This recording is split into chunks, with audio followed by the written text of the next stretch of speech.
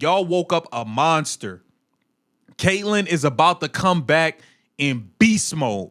I think there's about to be a huge explosion with Miss Caitlin Clark. And all we need is Stephanie White to get and stay out of the way. That's all you got to do, Stephanie White. Sit on the sideline and read a book. Is Caitlin Clark about to set the WNBA on fire again? Or is the league ready to douse her comeback with more drama? The Indiana Fever's Golden Girl is officially back on July 9th, 2025, after a groin injury sidelined her for 5 games, and let me tell you, the stage is set for a circus. This isn't just a return, it's a collision course with rivalries, snubs, and some serious bad blood. Paige, your 15 minutes of fame is up. Sabrina, your time is up. Satu, your time is up. Whoever, Angel Reese, your little 15 minutes of fame. The GOAT is back now. The GOAT is back now. Clark's been the talk of the town, packing arenas, spiking ratings, and making veterans clutch their pearls. But with every step she takes, the WNBA seems to throw another curveball. From shady all-star votes to on-court cheap shots, the league's got a love-hate obsession with its biggest star. It's everything that the WNBA has been wanting. Yes. And then once they finally get it, they're damn just it, trashing she's white. them. Yes. Yeah, exactly. It's like, damn it, she's white. You know, it's Yeah. like it's crazy that that's what we're dealing with right now. ask And you're Clark- allowed to openly be anti-white. A lot of WNBA players hate Caitlin Clark because they just learned that they were not actually that good. They were never actually that good. She's been in this league for roughly a year and some change. She's already got like scoring records, like triple-double records. She's clearly outpacing y'all when it comes to being able to play the game. So much so that y'all now just resorting to just hacker Caitlin, I guess? It ain't even really hacking. It's just straight up fouling her. The tension is building like a pressure cooker and something's about to explode. If you're ready to dive into this wild ride, smash that like button and comment Clark Spark down below because this story is about to get messy. So, what's waiting for her now? Clark's been out since June 24th, nursing a pesky groin strain, which was her second injury this season after a quad issue kept her out for 3 weeks earlier. She's been sidelined for the past 5 games with a groin injury, including the Commissioner's Cup. And look, the Fever have been able to go 3-2 in that 5-game stretch that she's most recently been out. They were able to come back and beat the Lynx in the Commissioner's Cup. It was a crazy comeback win. They were able to absolutely dominate the Aces, and then they turn around with a loss against the Sparks. So it's been up, it's been down, and we have seen clearly the Fever are able to piece together winning basketball without Caitlin Clark, but they're not able, at least, to do it on a consistent basis. The Fever still managed a 3-2 record without her, even snagging the Commissioner's Cup against the mighty Minnesota Lynx. But let's be real, the fans weren't chanting for anyone else. Social media's been buzzing with "We want Caitlin" posts, and the Fever's 9-9 record is screaming for her spark to push them into playoff contention. The injury situation reveals something deeper about Clark's value to the franchise. When she went down, the Fever's offensive rating dropped from 112.8 to 105.3. That's not just a statistical dip. That's the difference between a playoff team and a lottery pick. Obviously, they are better with Caitlin Clark. Let's just state that for the record. But can they do this consistently without her? I think that's been the problem, right? Like, they are so inconsistent. Coach Stephanie White confirmed Clark's return against the Golden State Valkyries, but here's the kicker. She's on a minutes restriction. Upper 20s, maybe, Clark said, smirking to reporters. Gotta make sure I don't overdo it. Smart move, because the last thing she needs is another trip to the bench. Stephanie White, we gonna be watching you like a hawk. I would not be surprised to see Coach White start McDonald and subbing Clark in depending on the flow of the game. Ideally, you would like to see the Fever get off to a fast start and show some control of the game and then put Clark in to get some tune-up minutes. If the game goes back and forth, much like their last game against the Sparks, Clark may see reduced minutes. Regardless, it is not likely the Fever will push Clark too heavily in her first game back, but it will be great to see her back in whatever capacity she serves. Her 18.2 points and league-leading 8.9 assists per game are the Fever's lifeblood, and without her, they're just another team scrapping for relevance. But the real question is, will the WNBA let her shine, or are they cooking up more chaos? Spoiler alert, it's probably the latter. The numbers tell the story that nobody wants to admit. During Clark's absence, the Fever's attendance dropped by 37%. Television ratings for their games plummeted from an average of 1.8 million viewers to just 400,000. Merchandise sales fell off a cliff, and suddenly, the Golden Goose wasn't laying eggs. Y'all need these ratings before the CBA. We know y'all gonna try to use her numbers. Y'all need these ratings. She about to show the world. The world will be watching once again, man. The world will be watching once again. This is the best show in sports. Caitlin Clark is the best show in sports, bro. Let's just keep it real. The league felt it immediately, and that's when the whispers started. Some executives were reportedly panicking behind closed doors, realizing just how much their bottom line depends on one player. Now, let's talk about the elephant in the room. Clark's peers seem to have it out for her. The 2025 All-Star voting dropped a bomb when Caitlin Clark, the face of the WNBA, ranked 9th among guards. 9th? Are you kidding me? This is the woman who's got arenas selling out faster than a Taylor Swift concert, yet her fellow players decided she's barely top tier. Former NBA star Gilbert Arenas didn't hold back, calling out the league for biting the hand that feeds them. Players ranked Caitlin Clark the 9th best guard. 9th? Players still in their feelings? They was picking her up full court in the All-Star game, and they ain't gonna say she 9. Y'all, why y'all knocking her on the floor and shit? Why y'all doing all this shit?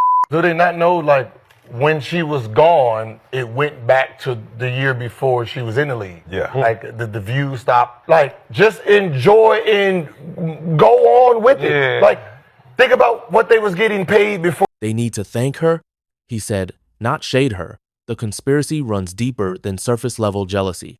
Sources close to the league suggest there's an organized effort among veteran players to diminish Clark's impact through strategic voting patterns.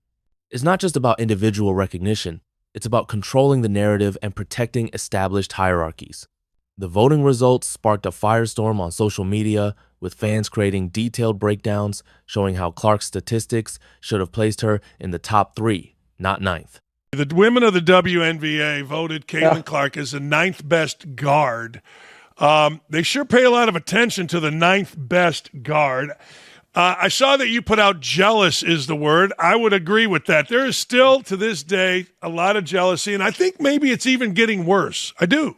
Clark's pulling in millions of new fans, jacking up ticket prices to $650 a pop for preseason games, and making the WNBA must-see TV. Yet, some players act like she stole their lunch money. It's giving high school clique vibes, and the fans aren't having it. They're flooding X with Caitlin's carrying the league posts, and you know what? They're not wrong. But the shade doesn't stop at ballots, it's getting physical. The voting controversy exposed a deeper rift in the league's culture. Several anonymous players spoke to reporters, expressing frustration that Clark's success overshadowed their own accomplishments. One veteran guard, speaking on condition of anonymity, admitted, "It's hard to watch someone come in and get all the attention when you've been grinding for years." In all honesty, just because she's white and bringing this thing to a whole new level, and the league is obviously predominantly black, and I think they're pissed that it's not a black lady bringing it to the next level, which it is. Angel Reese obviously plays a part in that, but it's more Caitlin Clark. Caitlin Clark is like nothing we've ever seen before in a woman basketball player. This sentiment has created an undercurrent of resentment that extends beyond normal competitive rivalry. June 18th, 2025. Mark that date. The Fever faced the Connecticut Sun, and things got downright nasty. Clark took a hit to the eye, sparking a third-quarter brawl that saw technicals flying from Clark, Marina Mabry, you name it. J.C. Sheldon got a flagrant, and Sophie Cunningham got ejected. The refs just stood there whistling Dixie while Clark got hammered with hard screens and off-ball shoves. Fans lost it, screaming the league was out to get her. I think she felt alone. She felt like the only person who had her back was Sophie. But I think what has happened over the last week is the rest of the team has embraced being the villain team. So I think now when CC comes back, she's gonna be even more comfortable turning back into that certified psychopath. I feel like when she come back, she gonna be on that same type of energy that she had when she played against the Sun. The incident sparked a league-wide discussion about player protection and officiating standards. Former players and analysts dissected every angle, with many concluding that Clark was receiving disproportionate physical punishment compared to other star players. The pattern was undeniable when you looked at the footage: extra bumps, late hits, and unnecessary contact that rarely got called. Caitlyn needs to leave the WNBA. One ex-post ranted, "They're trying to hurt her." The buzz got so loud, some called for her to jump ship to an overseas league. Sure, she's banking millions in endorsements, but her $78,000 WNBA salary is peanuts compared to what she could make elsewhere. The physicality is no joke. Clark's been bruised, battered, and mentally drained, yet she keeps rising, dropping MVP-level numbers post-Olympic break last season. The league's playing a dangerous game, and it's about to get messier. International leagues started making their interest known through back-channel communications. Representatives from European and Asian leagues reportedly reached out to Clark's camp, dangling contracts worth over $500,000, plus housing and transportation. The offers were tempting, but Clark's commitment to growing the game in America kept her planted in Indiana. The physical targeting has created a secondary market for Clark protection. Former NBA enforcer players have publicly offered to serve as informal bodyguards during games, while fan groups have organized protests outside league headquarters demanding better officiating. The situation escalated when Clark's mother, Ann, made a rare public statement expressing concern for her daughter's safety. If you thought the on-court drama was spicy, wait till you hear about Clark's beef with Angel Reese. This rivalry's been simmering since their college days and is boiling over in the pros.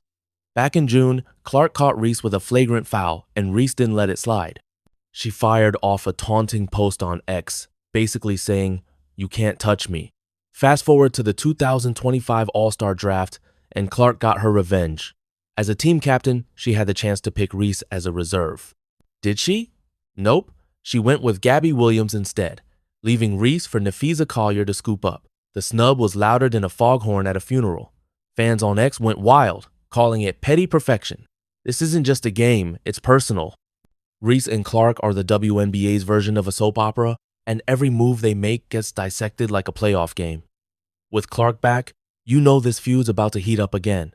The Clark-Reese dynamic has become appointment television. Their head-to-head matchups average 2.4 million viewers, compared to just 800,000 for games not involving either player. The rivalry has spawned countless memes, highlight reels, and social media debates that extend far beyond basketball. Marketing executives estimate that the Clark-Reese rivalry alone has generated over $50 million in additional revenue for the league. Behind the scenes, both players reportedly respect each other's game despite the public drama. Multiple sources suggest they've had private conversations about leveraging their rivalry to elevate women's basketball. The tension might be real, but they both understand they're better for business when they're feuding. Speaking of bold moves, Clark didn't just stop at snubbing Reese. She pulled the ultimate power play in the All-Star Draft by trading her coach, Cheryl Reeve. Yeah, you heard that right. She traded her coach. Reeve, who left Clark off the 2024 Olympic team, was set to lead Clark's All-Star squad. Clark said, "Not today," and swapped her out in a move that had fans screaming, "Savage." X-Post lit up with, "Caitlyn's out here playing chess while the league's playing checkers." The backstory runs deeper than most people realize. Reeve's Olympic snub stung, and Clark's not one to forget. This wasn't just petty, it was a statement. She's not here to play nice with people who don't respect her grind. The WNBA's never seen a second-year player with this kind of nerve, and it's got the old guard sweating. But there's more to this storm than personal grudges. The coach trade sent shockwaves through the league's power structure. Veteran coaches began questioning whether star players now had too much influence over personnel decisions. The move set a precedent that could reshape how All-Star games are organized and who really holds the power in these showcase events. Clark's not just fighting players, she's taking on the league's wallet.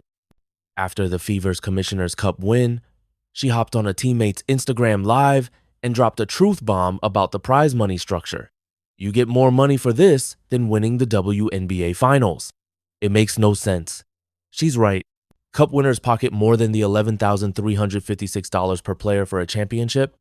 Clark, stuck on a $78,000 second-year deal while her net worth soars through endorsements, called out the WNBA's pay gap like a boss. The collective bargaining agreement's up after this season, and Clark's words are fuel for a revolution. Fans loved it, flooding X with "Pay Caitlyn what she's worth" posts. She's not just playing ball, she's pushing for change, and the league's feeling the heat. But will they listen or keep lowballing their biggest star? Industry insiders suggest Clark's comments have accelerated negotiations between the Players Association and league executives. Her endorsement deals with Nike, Gatorade, and Wilson have proven that women's basketball can generate massive revenue streams. The question becomes whether the WNBA can create a salary structure that keeps generational talents from looking elsewhere. The media's no saint in this saga either. Take Carolyn Peck, a WNBA analyst who tried to downplay Clark's value while she was sidelined. The Fever are fine without her, Peck said, and the internet erupted. Fans called it straight-up hate, with one ex-post fuming, "She brought the WNBA to relevancy." Peck backtracked faster than a point guard on a fast break, claiming she never doubted Clark's worth. Too late, the damage was done. But here's the flip side. The media's starting to come around. Outlets that once nitpicked her every move are now gushing over her work ethic, leadership, and that Kobe-level grind. Clark's been jetting to NFL owner meetings, hitting the Masters, and still clocking in at the gym by 8 in the morning. It's no wonder she's got the league shook. The narrative's shifting, but not without a fight. The media transformation has been remarkable to watch. Sports journalists who initially dismissed Clark as a product of hype are now writing think pieces about her revolutionary impact on women's sports. Television networks are reshuffling their programming to accommodate Fever games, and streaming services are bidding aggressively for WNBA rights, largely because of Clark's drawing power. Major sports publications have assigned dedicated beat reporters to cover Clark specifically, something previously reserved for LeBron James and other male superstars. The coverage has evolved from skeptical to protective, with many media members now defending Clark against what they perceive as unfair treatment from peers and officials. The business side of Clark's impact extends beyond traditional basketball metrics. Retail partners report that Clark jerseys outsell all other WNBA merchandise combined by a 4-to-1 margin. The Fever's social media following has increased by 300% since Clark joined the team. Local businesses in Indianapolis have seen a measurable uptick in revenue on game days, with restaurants and hotels near the arena reporting sold-out crowds. Clark's influence has also sparked a youth basketball boom. Registration for girls' basketball leagues has increased by 45% nationwide, with many citing Clark as their inspiration. Basketball camps specifically marketed around Clark's playing style are selling out within hours of opening registration. The international appeal of Clark's brand has surprised even her most optimistic supporters. Games featuring Clark are now broadcast in over 30 countries, with particularly strong viewership in Europe and Asia. Foreign sports networks are investing heavily in WNBA content specifically because of Clark's global recognition. Technology companies have taken notice too. Clark's partnership with sports analytics firms has led to new metrics being developed specifically for women's basketball. Her social media posts regularly generate more engagement than those of most NBA players, making her a valuable partner for brands targeting younger demographics. So, what's next for Caitlin Clark? Her returns got the WNBA buzzing, but the road ahead's anything but smooth. She's back on the court July 9th, ready to light up the Valkyries, but the league's still a minefield. Will her peers keep throwing shade with 9th place votes? Will Reese and the haters keep coming for her? And what about that rumor she might bolt after her current deal? One ex-post claims she's not vibing with the Fever's motion offense, hinting she could bounce if things don't change. With her all-star captaincy, Prada tunnel fits, and a fanbase that's practically a cult, Clark's bigger than the WNBA itself. She's outworking everyone, banking millions, and rewriting the game's rules. But can the league keep up, or will they fumble their biggest star? The upcoming games will be crucial for determining Clark's long-term relationship with the WNBA. League executives are reportedly preparing contingency plans to address the pay disparity issue and improve player protection measures. The stakes couldn't be higher because losing Clark would be catastrophic for a league that's finally experiencing mainstream success. Fan anticipation for Clark's return has reached fever pitch. Ticket prices for her comeback game have skyrocketed to over $800 on secondary markets. The Fever's season ticket renewal rate has hit 97%, the highest in franchise history. Local television ratings are projected to exceed 3 million viewers for her return game. The pressure on Clark to perform immediately upon her return is immense. Fantasy sports platforms have made her the most popular player across all women's sports categories. The weight of expectations would crush most athletes, but Clark has consistently thrived under pressure throughout her career. Drop a fire emoji in the comments if you're Team Caitlin, and subscribe for more WNBA drama. This story's just getting started, And trust me, you don't want to miss what happens next. The Clark era is reshaping professional basketball in ways we're only beginning to understand.